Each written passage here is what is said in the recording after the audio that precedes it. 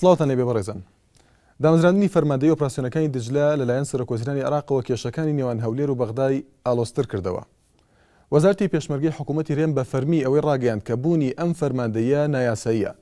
ئاخۆ بەردەوامی چارەکیەکانی فەرماندەیەکە و سووربوونی بەغدا لەسەر مانەوەی و لە بەرامبەریشدا پێداگیری بەرپرسانی حکوومەتی هێرێم لەسەر ڕەتکردنەوەی قەیرانەکان بەرەوکوێ دەبات. بۆ قسەکردن لەسەر ئەم بابەتە و چەند تەوەرێکی پەیوەندیدار جەبار یاوەر ئەمینداری گشتی وەزارەتی پێشمەرگەی حکوومەتی هێرێم میوانی بەرنامەی چاپێکەوتنە. بەخێر بێ کاک جەبار. سپاس دەکەم. لە ئێستادا پێکێنانی فەرماندەی دجلە بابەتی گەرمی کێشەکانی نێوان هەولێر و بەغدایە. بەرەوکوێ گەشتووە لە ئێستادەوە هەڵوێستی ئێوە چی بووە و مامەڵەی ئێوە لەگەڵ دوا پێشادەکاندا؟ فەرماندەی دامەزراندنی فەرماندەی دجلە و بوونی فەرماندەی دجلە لەو ناوچانە دیاردەیەکی یان ئەتوانم یەک دیاردەیە لەو کۆمەڵە کێشەیە کە هەیە لە نێوانی حکوومەتی هەرێمی کوردستان لەگەڵ حکوومەتی فیدراڵی عێراق. دیارە کە ئێستا بڵێن هەموو ئەو ململانی و ناکۆکیە کە کۆبۆتەوە یان چڕ بۆتەوە لە چواردەوری مەسلەی نایاسایی بوونی دامەزراندنی فەرماندەی دجلە، ئەوە ئەتوانم بڵێم لەلایەن حکوومەتی فیدراڵی عێراقەوە کە بەڕاستی ئێمە وا بەتایبەتی من وای بۆ ئەچم یان وا ئەیبینم کە جەنابی دەوڵەتی ڕئیسی وزەرای عێراق ئەوێ ئەو ئەزمانەی کە تیا کەوتووە بەتایبەتی ئێستا ئەزمەی ناوخۆیی لەگەڵ کوتلە سیاسەکانی عێراق، ئەزمە ئەقلیمیەکەی لەگەڵ تورکیا، لەگەڵ سعودیە، لەگەڵ وڵاتانی خەریج، لەگەڵ وڵاتانی تر،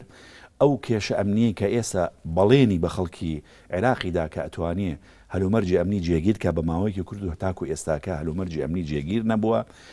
ئەو بەڵێنەی کە دای بە هەموو خەڵکی عێراق کە بە 100 ڕۆژ هەلومەرجی ئابووری عێراق چارەسەرەکە و تا ئێستا هەلومەرجی ئابووری چارەسەر نەکردووە، ئەو بەڵێنەی کە دا لە کاتی بوونی بە سەرۆکی ئەنجومەنی وەزیران بە تایبەتی ئەو ڕێکەوتنەی هەژدەخاڵیە کە کردی لەگەڵ حکوومەتی هەرێمی کوردستان بە تایبەتی لە ڕێکەوتنی هەولێر بۆ چارەسەرکردنی هەموو ئەو کێشانەی کە هەڵپەسێراون لەگەڵ هەرێمی کوردستان، ئەمانەی هیچی جێبەجێ نەکردووە. لەبەر ئەوەیە بۆ دەرچوون لەو هەموو ئەو کێشانە، بۆ دەرچوون لەو ئەزمەیە، ئێستا هەموو کێشەکانی هێناوەتە بڵێن ساحەی کەرکووک و دیالە و بەڕاستی نیازی هەیە ئەو پلانەی کە هەیەی و دیارە بازنەیەک هەیە لە چواردەوری بەڕێز مالکی کە وایان تێگەیاندووە کە ئەگەر ئەو کێشەیە بخاتە قاڵبێکی تونوتیش، یعنی خوا نەخواستە ئەگەر شەڕێک دروست بێ لە نێوان سوپا و لەگەڵ پێشمەرگەیە لەو ناوچانە، ئەوە ئەتوانێ ڕای ناوخۆی عێراقی، ڕای ئیقلیمی، ڕای عەرەبی بۆ لای خۆی ڕاکێشێ و هەموو ئەو ئەزمانەی کە هەن لەسەری دایان پۆشێ بەهۆی ئەو شەڕەوە. دیارە ئێمە لەسەر حسابی کورد ئەمە دەکرێت. ئەمە درێژە کێشانی کێشەکانە پێت وایە لە نێوان هەولێر و بەغدا یان پێویستیەکی ئەو ناوچانە بۆ خۆیان دەڵێن باسی دەکەن؟ دیارە خۆی هەلومەرج لەو ناوچانە هەلومەرجێکی یارمەتی دەرە بۆ مۆزوعی ئەو کێشانە. چۆن ئێمە ناوچەیەکی جێناکۆکی هەیە کە لە پارێزگای دیالایە، لە پارێزگای کەرکووکە، لە پارێزگای نینەوایە. مادەیەکی یاسایی مادەی 140 هەیە. ئەو مادەیە دەبایە بە قۆناغ بە چەند قۆناغێک جێبەجێ بکرێ، بەڵام تاکو ئێستا هێشتا لە قۆناغی یەکەم و دەرنەچوە لە قۆناغی یەکەم. دیارە مەسلەی جێبەجێکردنی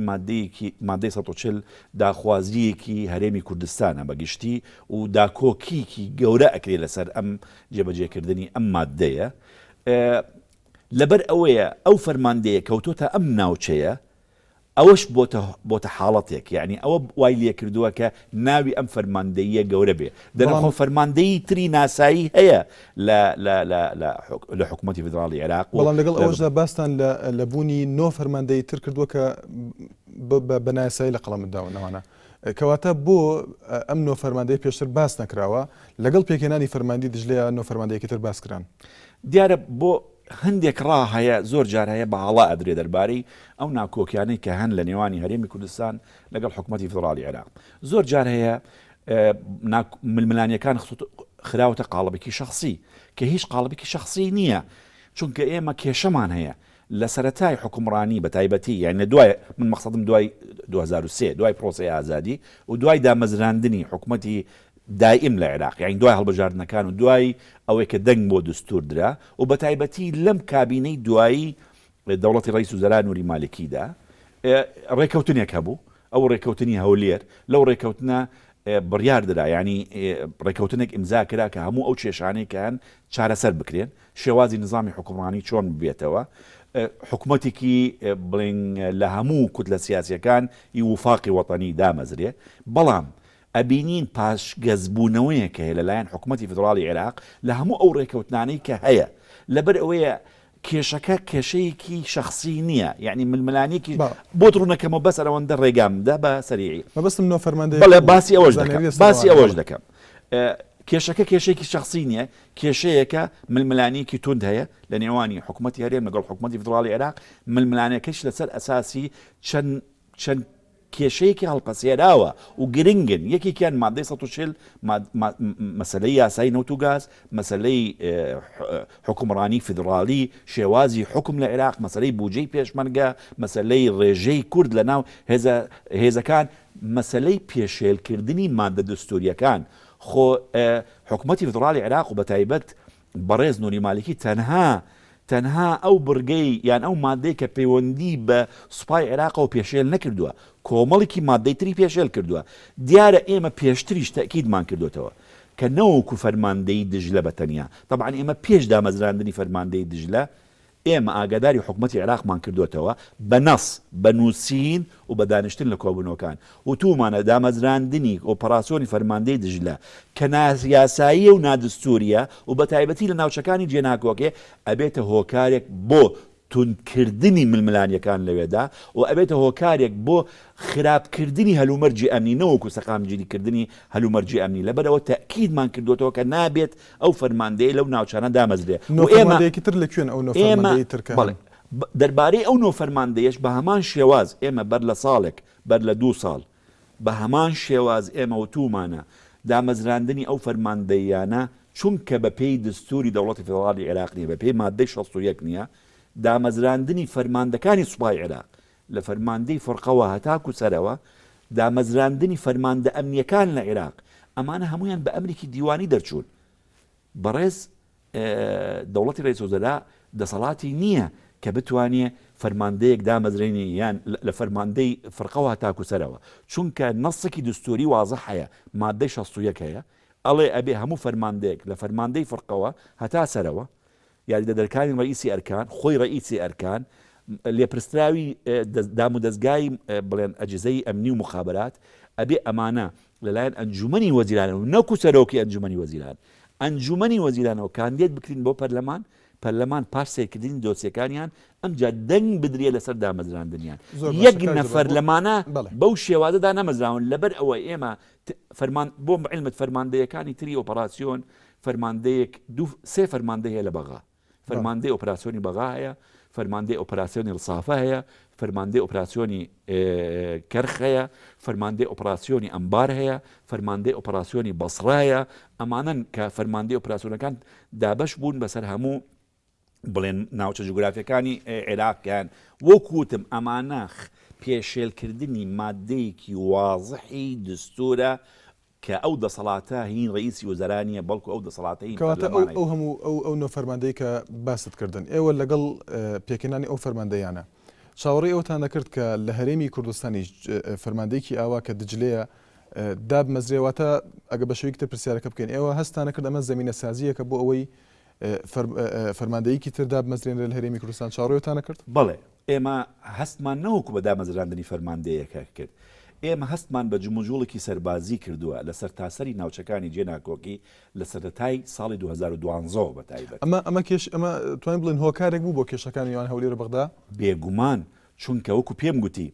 ئێمە لە کۆبوونەوەمان بڵێن لە سەرۆکایەتی هەرێم کە جنابی سەرۆکی هەرێم لەگەڵ هەموو حزب کوردستانیەکان و لەگەڵ حکومەتیش لەگەڵ هەموو کابینەی حکومەتی خۆمان لەگەڵ هەموو سەفارات و قونسڵیات کە لە هەرێمی کوردستانەیە ئێمە ئەمانە بە بەڵگەوە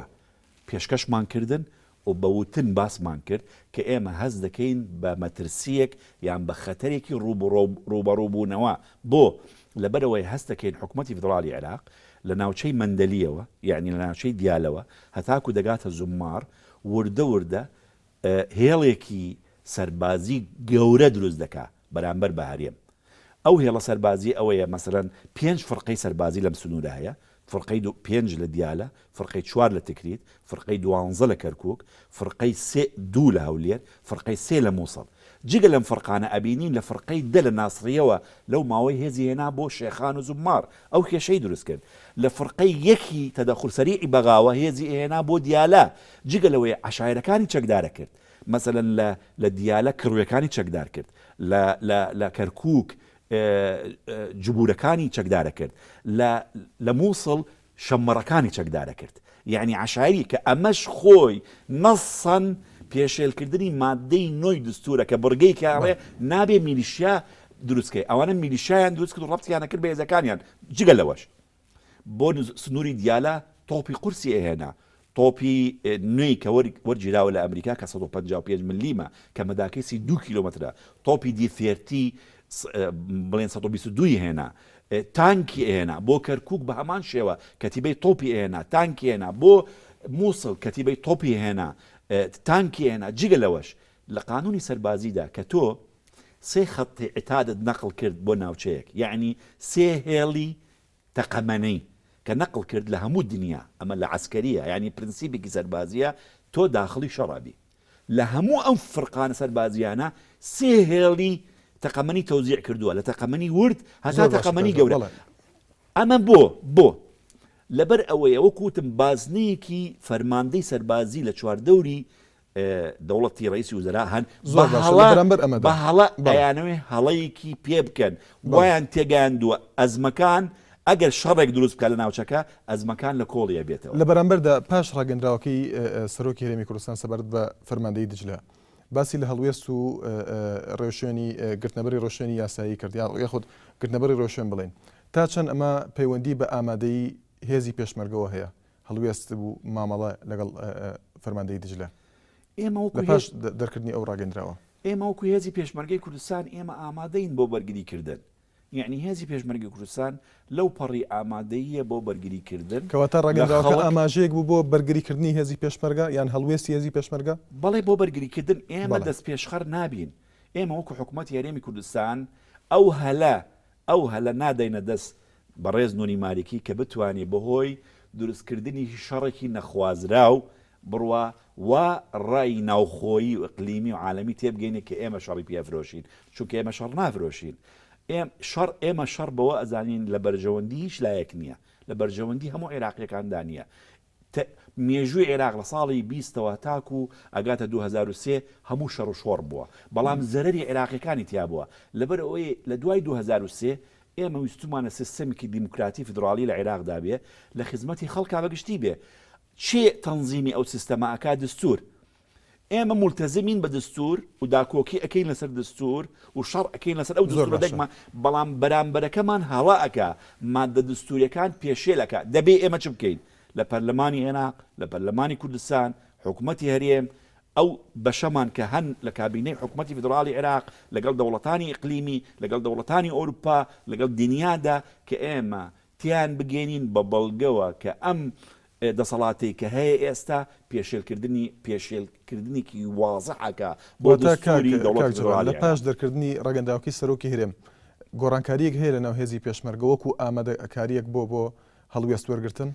چین ئەو گۆڕانکاریانە ئەمێ باسی ئەوم بۆ بکەین وەکو من ڕوونم کردەوە ئێمە بەردەوام لە ئامادە باشی داین بە تایبەتی ئێمە لە ناوچەکانی دابڕاو لە هەرێمی کوردستان هێزمان هەیە زۆر باشە ئێمە هێزمان هەیە لەو ناوچانە بەشدارە لەگەڵ حکوومەتی فدرالی عێراق سەرچاوێکی ئەمنی بە سۆمرە نیوزی ڕاگەیاندووە کە لە ئێستادا هێزی پێشمەرگە لە دیالە ئامادەیە و لە ئامادەباشیدا بۆ ڕوبەڕووبوونەوە بەڵام چاوەڕوانی بڕگاری سەرۆکی هەرێمن ئەمە تا چەند ڕاستە ئێمە لە سەرتاسەری وەکوتم ناوچەکانی دابڕاو لە هەرێمی کوردستان هێزی پێشمەرگەمان هەیە هێزی ئاسایشمان هەیە هێزی پۆلیسمان هەیە پۆلیسی بەرگری فریاکەوتنمان هەیە هێزی زرێڤانیمان هەیە لە ناوچەکانی نزیک مندەلیەوە هەتاکو دەگاتە ناوچەکانی نزیک زومار ئێمە هێزەکەمان بەردەوام لەوێ لە ئامادەباشیدا نەوەکو بۆ شەڕفرۆشتن یان نەوەکو بۆ ڕوبەڕۆبوونەوە لەگەڵ سوپای عێراق ئێمە تا ئەم لەحزەی کە لەگەڵ جناب تەدانیشتوین ئێمە شەریکێکی بەهێزین لە حکوومەتی فدرالی عێراقدا ئێمە سەرۆک کۆمار هێشتا جنابی سەرۆک مام جەلالە جێگیری سەرۆکی ئەنجومەنی وەزیران هێشتا جنابی دکتۆر ڕۆژین ئوری شاوەیسە وەزیری دەرەوەی ئەو وڵاتە هێشتا جنابی کاگوشیار زێباریە سوپاسالاری ئەم سالارەی ئەم سوپای عێراق هێشتا جنابی کاک بابکر زێباریە جگە لەوە کوتلەیەکی پەرلەمانی گەورەمان هێنە ناو پەرلەمانی عێراق لە وەزارەتەکانی تر کۆمەڵکی وەزیر و جێگر وەزیر و خەڵکمان هەیە لە ئاسیب لە بەرزە لە دامودەستگای ئەمنیە لە عێراقدا لەبەر ئەوەی ئێمە تا ئەم لەحظەیە شەریکی بە قووەتی ئەو حکوومەتین لەبەر ئەوەی ئێمە بیرمان لەوە نەکردوەوە کە بین شەڕێک دروستکەین لە ناوچەکە ئێمە بێگومان وەکو بۆم ڕوون کردیتەوە بازنەیەکی تەسک لە چواردەوری بەڕێز جەنابی دەوڵەتی ڕێز وزەرا هەیە نووری مالکی ئێمە ئاگادارمان کردووە بۆ بزانین یعنی ئەم ڕایەمان گەیاندۆتە جەنابی نووری مالکی وتومانە بازنەیەک هەیە ئەو بازنەیە کۆمەڵێکی فەرماندەن کە ڕەنگە زۆریان لە فەرماندەکەن کە عوزوو فڕقە بوونە زمانی خۆی لە حزبی بەعس و یاسای موساعەلە و عەدالە ئەیانگرێتەوە ئێمە ئەتوانین هەموو ناوەکانی بدەینێ و ئەو بورگانە لە یاسا و موساعەلە و عەدالە هەیە کە یانگرێتەوە ئەتوانین بیدەینێ ئەوانە دێن ڕاوێژی بۆ ئەکەن ڕاوێژەکان هەڵەن ڕاوێژەکان درۆن قسەی درۆی بۆ دەکەن وەصفی ئەکەن بەسەریا هەڵدەدەن وایان لێ کردووە یعنی وایان لێ کردووە کە هەرێمی کوردستان وایان پیشانداوە کە هەرێمی کوردستان شەڕ بە سوپای عێراق ئەفرۆشێ هەرێمی کوردستان لەسەر حسابی حکوومەتی فدراڵی عێراق گەشەکە هەرێمی کوردستان پارەیەکی وەردەگرێت لە عێراقا کە بەلاشە هەرێمی کوردستان نەوت ئەفرۆشێ هەرێمی کوردستان وای لێ هاتووە بۆتە دەواازەیەک بۆ هەموو دنیا یعنی وایان لێ کردووە ئەمجا ئەوان چی پێ ئەڵێن وایان تێگەیاندۆ بۆ دەربازبوونی لەو کێشانە و لەو ئەزمانەی کە هەیە و لەو هەلومەرجێک بە حساب لەگەڵ هەرێمی کوردستان کە بە خەیاڵ بۆیان دروست کردووە ئەیانەوەی بە حساب هێڵێکی ئەگەر هاتو چالەکیەکانی فەرماندەی دژلە بەردەوام بوو پاش ڕاگەیەنراوەکەی سەرۆکی هەرێم ئێوە هەڵوێستان چی دەبێت بەرامبەر بە چالەکیەکانی فەرماندەیەەکە بەتایبەتی لە ناوچەدا بڕێنراوەکان و لە کەرکووک ڕوونتر ئێمە وەکو حکوومەتی هەرێمی کوردستان وەکو وەزارەتی پێشمەرگە ئەو تەوجیهاتانی کە بۆ ئێمە هاتووە ئێمە بە هیچ شێوەیەک دەست پێشکەر نابین لە هیچ ڕووداوێکی توندوتیژی لەو ناوچانە ئێمە لە ناوچەکانی دابڕاو لە هەرێمی کوردستان نیازمان هەیە ئەو ناوچانە بتوانین داکۆکی لە ئەمنیەتی ئەو ناوچانە بکەین ئێمە وامان پێگوتراوە کە پارێزگاری لە خەڵکی ئەو ناوچانە بکەین ئێمە پێمان گوتراوە خۆمان لا دەین لە هەموو شێوازێک شەڕفرۆشتنێک کە ئێمە بگوترێ بەڵام ئەبێ هەموو لایەک تێبگە ئێمە کە شەڕمان پێفرۆشرا کە ژیانی خەڵک تێکدرا کە پەلامار دراین بە شێوازێکی ناڕەوا بێگومان ئێمە بەرگریکی تند لە خۆمان دەکەین لە هەموو ناوچەکاندا و دیارە هەموو دنیاش ئەزانێ و هەموو برا بەڕێزەکانمان لە حکوومەتی فدراڵی عێراق ئەزانن و بە تایبەتی ئەو کەسانی کە ئێستا لە کوتلە پەرلمانەکانش و لەگەڵشمان لە دەرەوە بوون لە پێشمەرگایەتی و ناوچەکانی ئێمەش ئازاد کرابوو ئەوانیش تیاژیان ئەزانن ئێمە چۆن مقاومەت لەگەڵ ئەوشدا مالکی هۆشداری دەدا لەوەی کە هێزی عێراق یاخود هێزی فەرماندەی دژلە ئستفزاز بکرێن وەڵامی ئێوە چییە بۆ ئەم هۆشداری ئەو دیارە من یعنی بە حەقیقەت گەیشتومەتە ئەو قەناعەتەی کە ئەو بازنەیە زۆر تەسک بۆتەوە کە درۆ بۆ مالکیەکەن بەردەوام درۆ بۆ بەڕێز مالکیەکەن و ئەوە یەکێکە لە هەڵخەڵەتانەکان و لە درۆکان کە بۆ مالکیەکەن دەنە بۆ من وەڵامم بۆ ئەو بەڕێزە ئەوەیە هەتاکو ئەم دقەیە کە جەنابی واڵێ ئێمە لە ناوچەکانی دابڕاو لە هەرێمی کوردستان لە ناوچەی دیالە پێنج بازگەی هاوبەشمان هەیە پێکەوە پێشمەرگە و سوپای عێراق لە بازگەکانن تا ئەم دقەیە دەوریاتی مشتەرەکمان هەیە هەموو لە هەموو ناوچەی دیالە یعنی هێزی پێشمەرگە و هێزی سوپای عێراق بە یەکەوە دەوریات دەرەچن لە ناوچەکانی جەرەولا و سعدیە و نزیک مەندەلی و قەرەتەپۆ ئەو ناوچانە بەڵام هەماهەنگی نییە لەگەڵ فەرماندەی دژلە تا ئێستا ئێمە لە ناو بەعقوبە مرکزێکی تەنسیقمانەیە ناوەندێکی هەماهەنگیمان لە کەرکووک 6 بازنەمانەیە لە چوار دەور کەرکووک بازنەکان هاوبەشن هێزی پێشمەرگە زایدن سوپای عێراقن لە مووسڵ ئێمە نۆ بازگەی هاوبەشمان هەیە ئێمە لەگەڵ فڕقەکانی ئەوێ هەماهەنگیمانەیە ئێمە لە دیالە لەگەڵ فڕقەی 5 هەماهەنگیمانەیە لە کەرکووک لەگەڵ فڕقەی 12 هەماهەنگیمان نەک لەگەڵ دژلە لەگەڵ فڕقەی 12 لە مووسڵش ئێمە هەماهەنگیمان لەگەڵ فڕقەی 3 و لەگەڵ فڕقەی 2 هەیە لەو ناوچانە لە ناوچەی دووز هەماهەنگیمان لەگەڵ فڕقەی 4 هەیە ئێمە فڕقەکانی لیواکانی پێشمەرگە لەو ناوچانە لەگەڵ فرقەکانی ئەو ناوچانە طبعاً ئەو بە پێی میکانزمێکی ئیتیفاق کراو لەسەری بە پێی 15 بنەما و بە پێی ڕێکەوتنێک کە ئیمزا کراوە لە نێوانی وەزیری پێشمەرگە و وەزیری دیفاع وەزیری ناوخۆی هەرێم و وەزیری ناوخۆی حکوومەتی فدراڵی عێراق و بە ئاگاداری بڵێن دەوڵەتی ڕئیس الوزراء نوری مالکی لەبەر ئەوەیە من وەڵامەکەم بۆ بەڕێزی ئەوەیە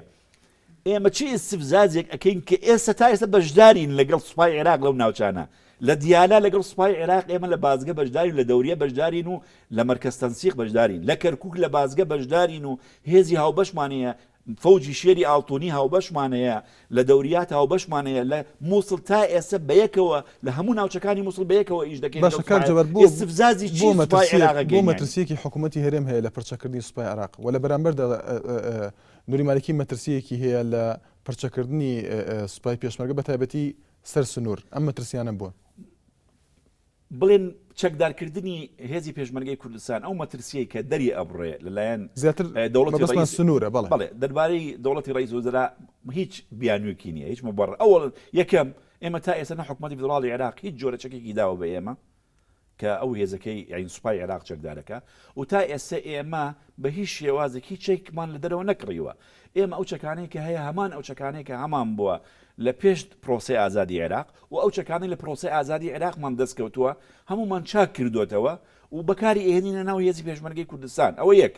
دووەم هیچ بیانوویەکی نییە چونکە هێزی پێشمەرگە ئێستا ئیشی سوپای عێراقەکە یعنی ناوچەیەکی عێراق ئەپارێزێ هەرێمی کوردستان بە پێی دستور ئێستا بەشەکە لە دەوڵەتی فدراڵی عێراق یعنی ئێمە هێزەکانی پێشمەرگە و ئاسایش پۆلیس ئێمە نیابەتەن یعنی لە جیاتی سوپای عێراق و لە جیاتی هێزەکانی عێراق ئەم ناوچە ئەپارێزین خۆ پێویستیمان بەچەکە ئەو شتێکی نەدانێتی هەر بەو چەکە کۆنانە ئەو ناوچانە ئەوەیە حکوومەتی هێرم بۆ بە پرچەکردنی سوپای عێراق بەڵێ ئێمە مەترسیەکەمان چییە بەڵێ ئێمە ناترسین لە سوپایەک کە بە پێی دستور دامەزراوە چەکدار بکرێ ئێمە لەوە ئەترسین کە ئەم سوپایە چونکە لە پێکهاتەی سوپاکە مادە دستوریەکان پێشێل کراوە مادەی نۆی دستور پێشێل کراوە لەبەر ئەوەی مادەی نۆ بڕگەکانی یەکێک لە بڕگەکانی مادەی نۆ باس لەوە کە ئەڵێ پێکهاتەی سوپای عێراق ئەبێ بە پێی هەموو پێکهاتەکان بەشدار بن لە سوپا بە پێی ڕێژەی خۆیان ئێمە ئێستا وەکو کورد ڕێژەمان 3% لە سوپای عێراق کە ئەبێ ئەگەر بە پێی بوجەکەشمان بێ ئەبێ 7% بێ یعنی یەک لەسەر هێشتا 5 یەک لەسەر 6 ئێمە ڕێژەکەی خۆمان نییە لە ناو سوپای عێراق نار ئێمە ڕەنگە تورکمانیش هەروە بێ ڕەنگە سورنەش هەروە بێ یعنی پێکاتەکانی عێراقی یعنی مادەی نۆ ئەو بڕگەیە پێشل کراوە جگەلەوە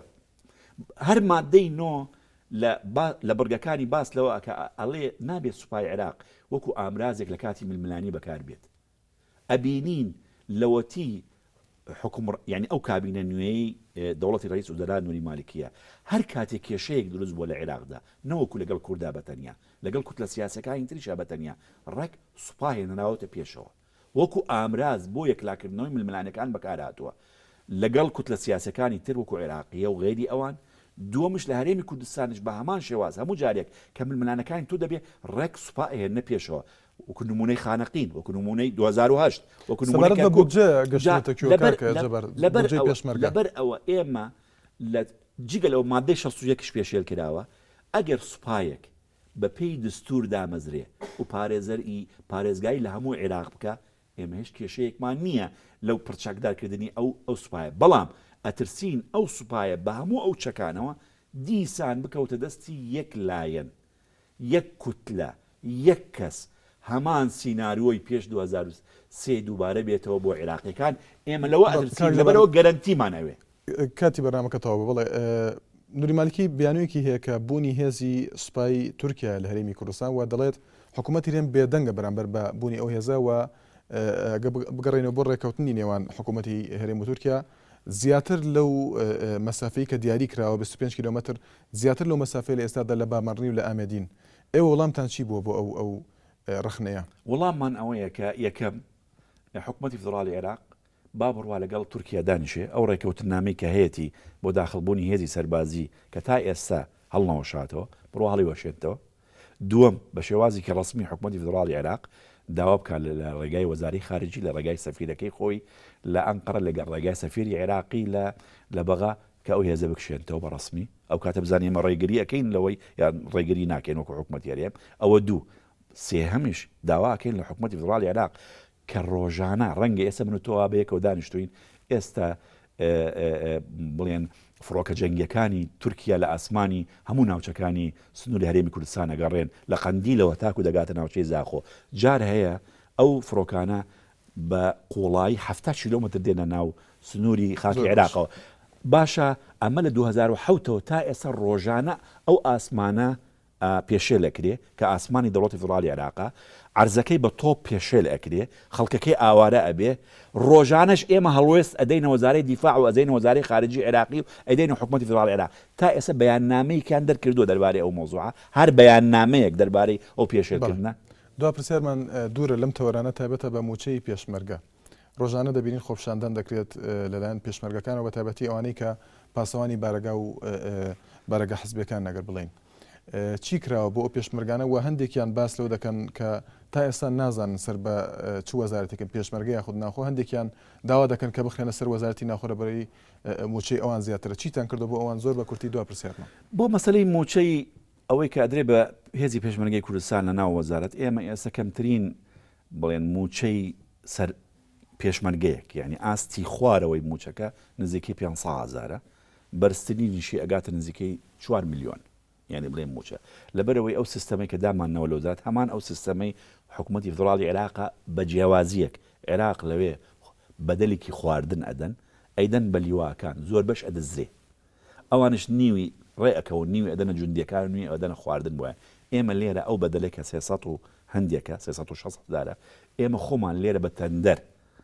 ئەیدەین بە خواردن ئەیکردین و ئەیدێنە بارەگاکان بەڵێنیان پێدرا کە زیاد بکرێ بۆ نەکراوە ئێمە وەکوتم لە ناو وەزارەت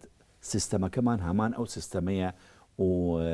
لەبەر ئەوەی هیچ بڕیارێک نییە بۆ ئاڵوگۆڕکردنی سیستەمی موچە لە زمنی وەزارەتی پێشمەرگە بەڵام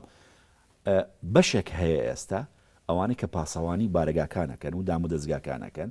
ئەوانە بەشێکیان هێشتا موچەکەیان کەمە کەمەکەش چییە؟ یعنی کەمترین موچەیان لە حدودی 450,000 دینارە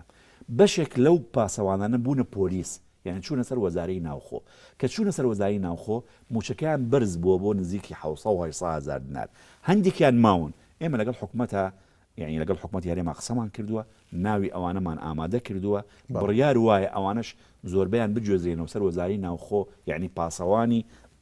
بارەگاکان بۆ ئەوەی ئەوانش موچەکانیان وەکو یەکی لێبێ لەبەر ئەوەیە ئەوە وڵامی و پرسیار دەربارەی موچەکە بەڵێ سپاس بۆ جەباری ئاورە میداری گشتی وەزارەتی پێشمەرگەی حکوومەتی هەرێمی کوردستان سپاس بۆ ئامادەبوون